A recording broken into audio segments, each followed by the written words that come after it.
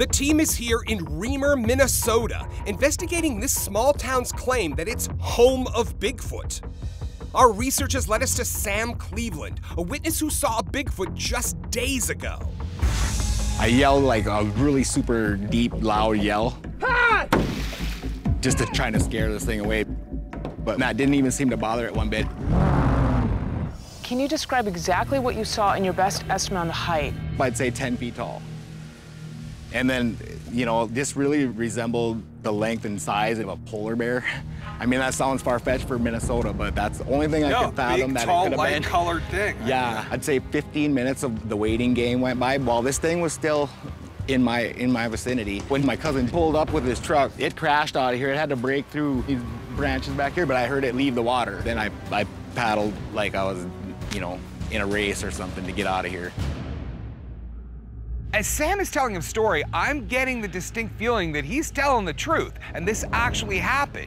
So whatever it was that walked out there, which pretty much had to be a Bigfoot, is still here somewhere. And I'm thinking, wow, that critter is probably walking the edge of this lake every night. And if we come back here, that's exactly what's gonna happen, and we could get it here.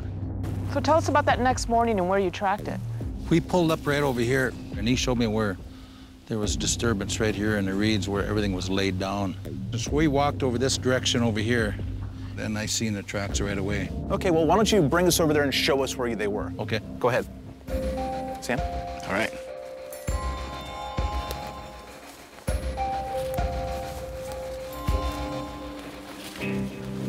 So where was the track? Tracks are right here. Underwater? Yep, it's underwater now. So it wasn't underwater a few days ago? No, it rained pretty hard last night. Yeah, last night was very, very hard rain, but I didn't think it would fill up this. Yeah. I was very, very excited to get out here, and I actually, you know, videotaped and I came upon some pretty good tracks. Oh, do you have it here? Yeah, I sure do. Can we take a look at it, please? Sure. If you want to just press play. I see some deer tracks and stuff down here. Oh, there's a lot more water now. There's some big tracks right there. Let's see. Holy. Somebody needs to get over here. Look at this, guys. There it is. Look at that. You see holes in that thing? I do, man. I'm freaked out, dude. And then to make it worse, there's that perfect print. And then 5 feet away, there's another one that got in the deep mud that ain't so clear. I guarantee you, I seen a Bigfoot last night. Oh, that's a great video, man. Thanks. Clearly, a Sasquatch walked through here this past week, because that track is 100% authentic. There are things in there that I don't think one can fake. The cast looks extremely good to me. If you look at the 5th digit, the little toe, in other words, it's sticking way out to the side, but the other toes are kind of pointed the other direction. Now that shows the flexibility of the Sasquatch foot. And also, speaking of flexibility, it's flexing about the vertical axis in the middle of the foot, right where it should, right behind the metatarsals. This cast is legitimate. You can't have a wooden stomper create this kind of track in the ground. What I'm thinking right now is I'd like to come in from the other side of the lake, park it out there, patrol up and down the edge, because I think that thing's gonna walk along in that water every single night. This is the way to definitely kick it off, though. I mean, we've got some time here. We could get some boats, try to come back, because if there is a Bigfoot here, we'd definitely like to find it. Absolutely. So we'll head back now, figure all that out. All right, thanks. All right, Sounds let's good. get out of here.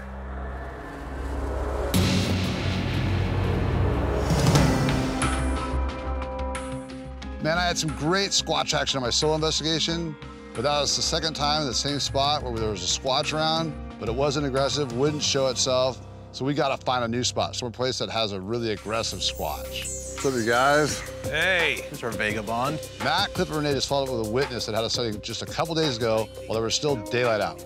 We almost never get reports this fresh. And daylight, I mean, this is an active hotspot and we gotta jump on it.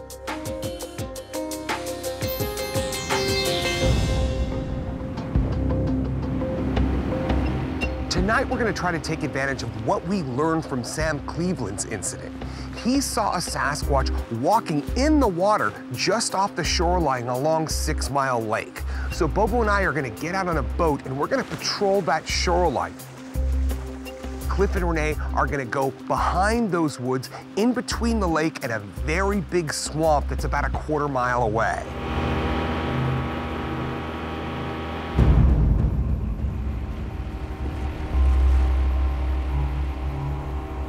This is North Country, man. People up here like to go out on lakes because you get out far enough on them, and mosquitoes aren't here, especially when there's a breeze blowing. Hey, stop, stop, stop! What was it? Look at that. It looks like it's on all fours.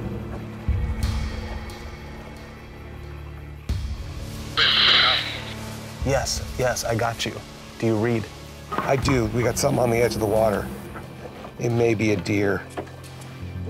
Yeah, it's a deer. It's a deer. It's a couple of deer. Oh dear.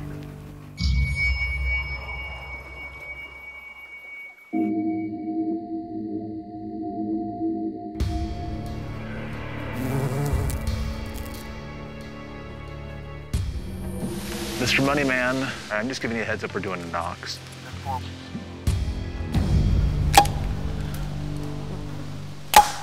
There you go.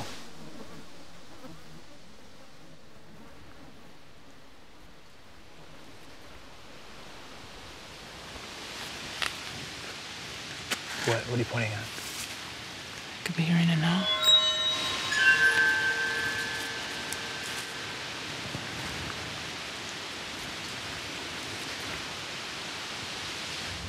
Renee's saying she might have heard a knock towards the moon. Like 5-10 seconds ago. It was pointing in the direction of the moon from where we are. That's where we heard it. Whoa.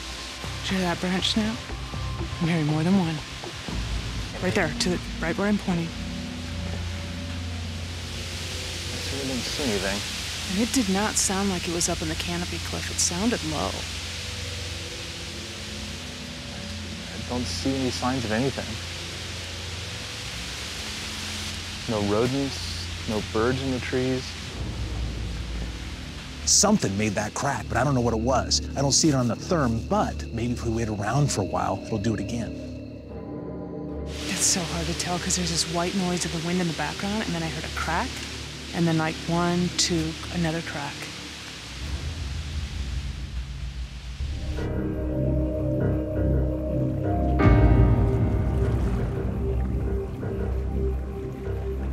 You know what, Bubba? The wind is blowing us so far on the other side of the lake, I guess it's okay to howl because it would think that we're on the shore. Cliff, can you hear me? I got you, Bobo. What's up?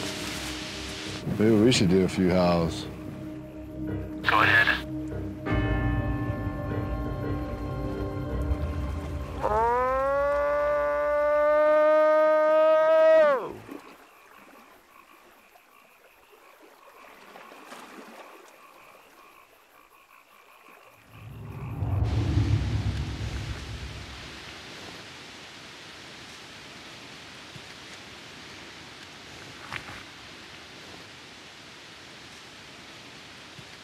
Outside of the mosquitoes and the owls, I haven't heard anything. Okay, ready for a howl? 10-4, we're listening.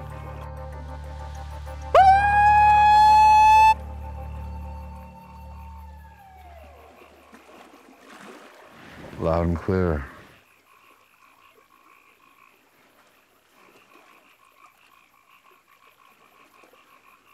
We're not getting any responses to our howls out here, and we haven't gotten any hits on the therm for a while. We gotta meet back up with Cliff and Renee to see if they've had any better luck tonight. There they are. Whoa. The Bigfoot Buccaneers. Well, what'd you guys see out there? It wasn't out there tonight. I think they're still in the area. But just because we didn't get it tonight, though, doesn't mean it can't be done. I gotta hand it to a little town. Yeah, there was not one day this entire expedition we came up empty-handed. I'm not quite ready to give up the title of the home of Bigfoot, but I am willing to say that they are a home of Bigfoot for sure.